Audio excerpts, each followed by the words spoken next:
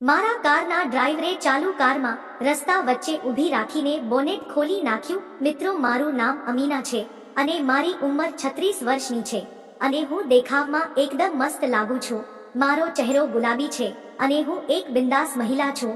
મારા લગ્ન 7 વર્ષ પહેલા થયા હતા. મારા પતિ દેખાવમાં ઠીક ઠાક હતા અને એ કામના લીધે મોટા ભાગે બહાર રહેતા હતા. અમે મુંબઈમાં રહેતા હતા. મારી બાજુમાં મારી એક ફ્રેન્ડ પણ રહેતી હતી. એનું નામ ગુલાબો હતું. તેની ઉંમર 30 વર્ષની આસપાસ હતી અને એ પણ દેખાવમાં જોરદાર લાગતી હતી. અમારા બંને વચ્ચે સારી મિત્રતા હતી. અમે બંને એકબીજાને બધી વાતો શેર કરતા હતા અને સાથે હરવા ફરવા પર જતા હતા.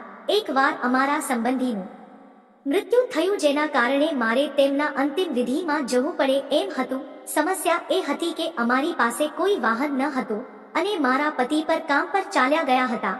એટલે મેં ફોન કરીને આ વાત ગુલાબોને કહી.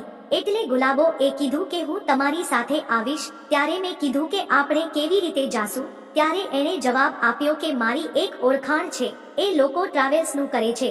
પછી એણે ફોન કર્યો અને અમે બંને તૈયાર થઈ ગયા. ત્યારે મેં સફેદ રંગની કુર્તી પહેરી હતી અને ગુલાબો એ લાલ રંગનો સૂટ પહેર્યો હતો જે એકદમ ઢીલો હતો.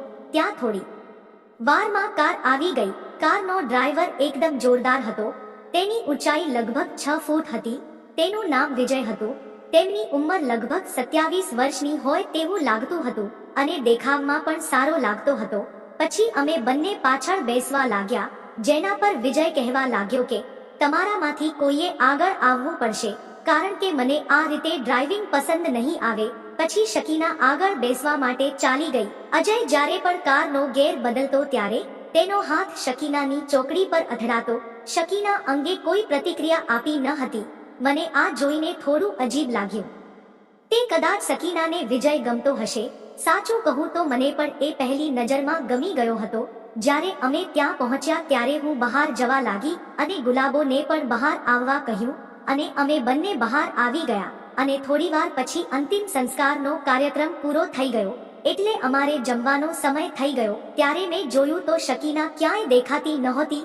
એટલે હું એને ગોતવા માટે બહાર આવી તો એ જ્યાં અમારી કાર હતી ત્યાં જતી હતી. અમારી કાર સાફ સુનસાનમાં પાર્ક કરી હતી.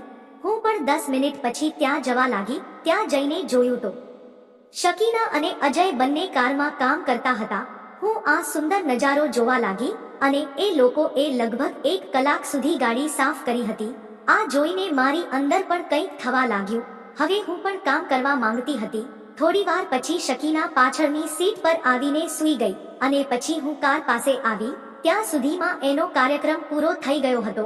હવે અમે ઘરે જવા માટે નીકળી ગયા. ત્યારે હું આગળ બેઠી હતી. ત્યારે મારા મનમાં વિચાર આવ્યો કે આજે મારો પણ કંઈ મેળ પડી જાય તો મજા આવી જાય. ત્યાં અજય મારા પગ પર ટચ થયો એટલે મેં એની સામે સ્માઈલ આપી. પછી એ વારંવાર અડવા લાગ્યો. પછી એની કાર રોકી અને કરવા લાગ્યો અને હું પણ એની સાથ આપવા લાગી. હજુ સુધી શકીના સૂતી હતી. પછી અમે કારમાં જે થયું હું તમને મારી કહાનીના બીજા ભાગમાં જણાવીશ. મિત્રો, વિડીયો પસંદ આવ્યો હોય તો વિડીયોને લાઈક કરી ચેનલને સબસ્ક્રાઇબ જરૂર કરશો. ફરી મળીશું એક નવા વિડીયોમાં. ત્યાં સુધી આવજો.